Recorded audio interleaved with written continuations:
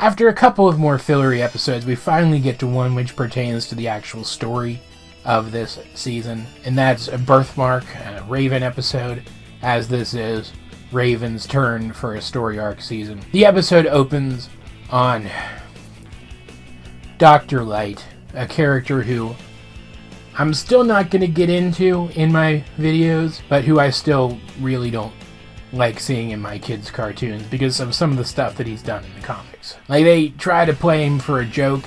Here, his plan is literally to steal oil from an oil rig in view of Titan's tower, and then use that oil to power tech, which will bring eternal daylight to the city, which sounds like a mild inconvenience at worst. And, like, all of that's objectively funny, and yet I cannot find him funny. I just hate this character.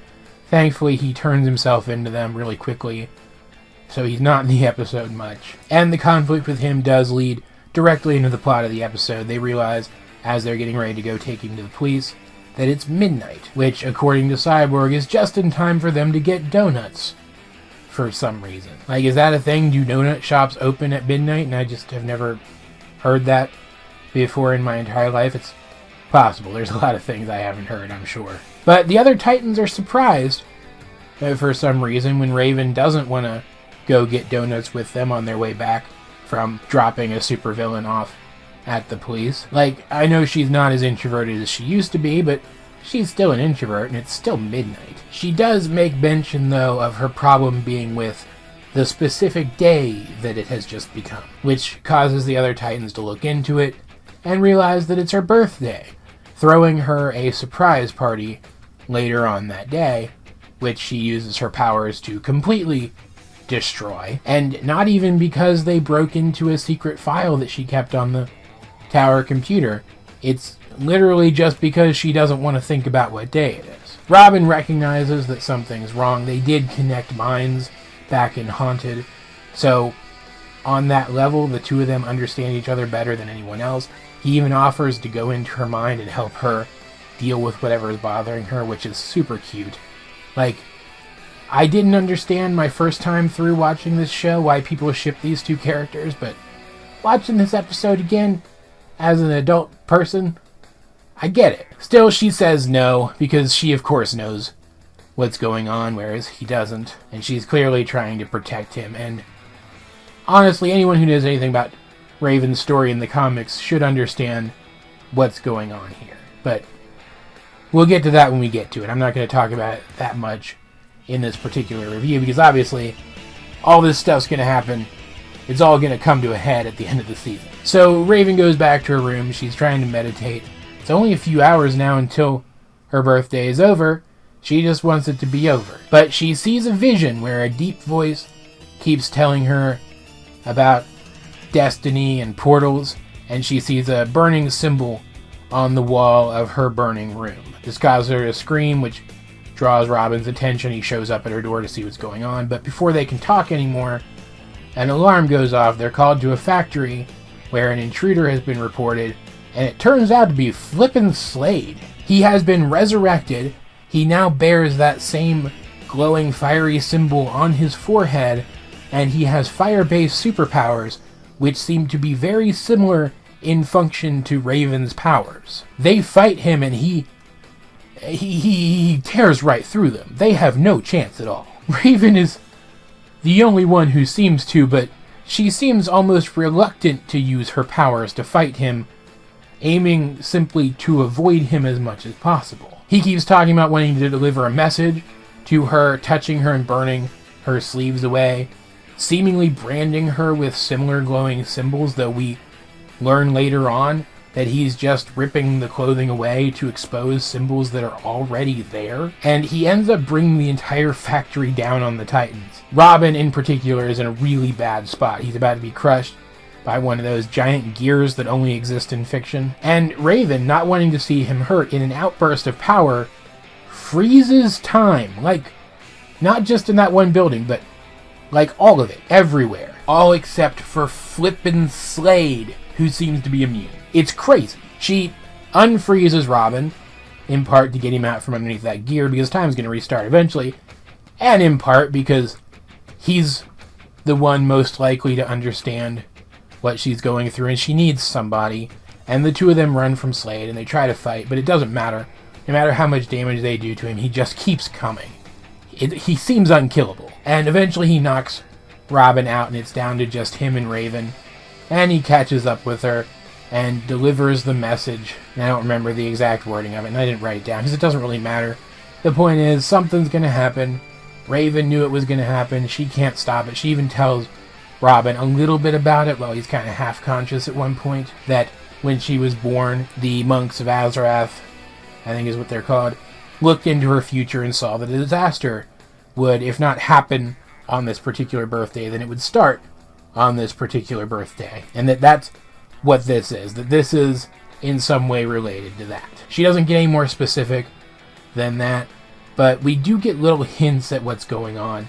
And then eventually, when Slade finally catches her and rips a lot of her clothing away, more so than I would expect in a kid's show, honestly, exposing a whole bunch of glowing symbols all over her body, we see a future vision of the planet in ruins, the other Titans encased in or turned into stone, a la Terra, and a giant four-eyed monster, his eyes being very similar in design to when Raven gets all four-eyed, walk around in the background. The implication being that it's that creature who is responsible for all of this, and we've seen this guy before. We know who he is. He was in a past Raven episode. It's her dad. So even though at the end of the day, by the time this episode is over, Raven hasn't told the other Titans any more than what she told Robin in that one moment, we as the audience at least have some idea what's going on. At this point now, even people who don't know Raven's story from the comics should understand what this prophecy is about. But after that, after delivering his message and showing Raven that future vision, Slade just kind of buggers off. He really didn't care about anything other than delivering that message.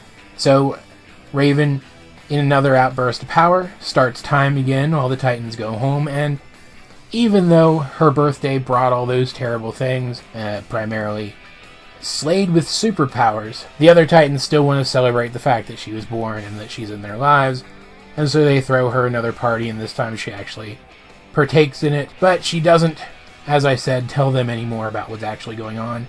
She's too afraid to, clearly, even though they would definitely listen, and they would definitely try to help. The problem is, she doesn't expect there to be anything that they can do to help. It's a bit of a spoiler, I know, but I'll go ahead and say it.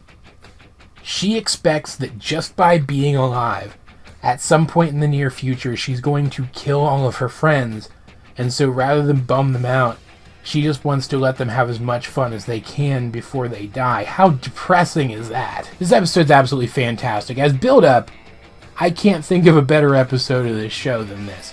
But, I mean, the amount of dread that this episode is able to convey just through that one shot of Slade actually standing there, mostly alive, at the very least.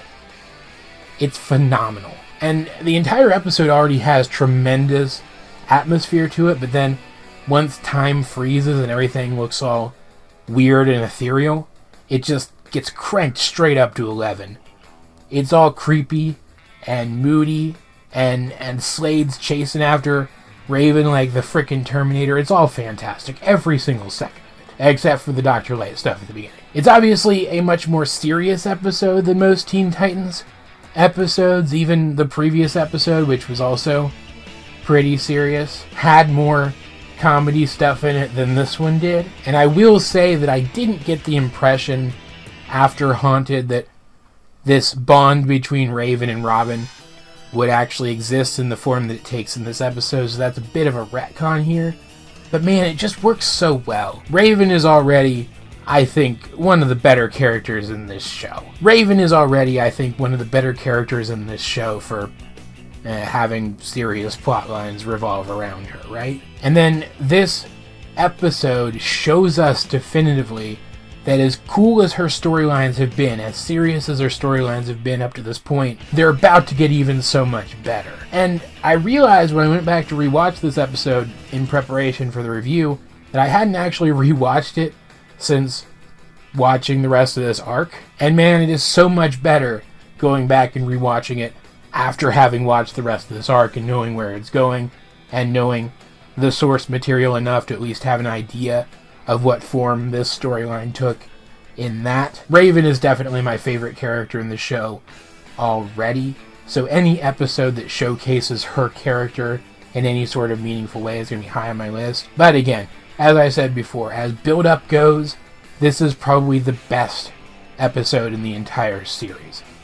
I'm really hyped now to watch through the rest of this arc again. I also gotta say, at the end there, after Raven's hair grew out long, I kinda wish she'd kept it like that, because she looks really good with long hair.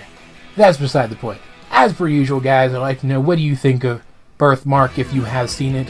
Let's get a discussion going in the comment section down below, or over on my Discord, link in the description. But either way, this has been AJ22, and I will talk to you guys later.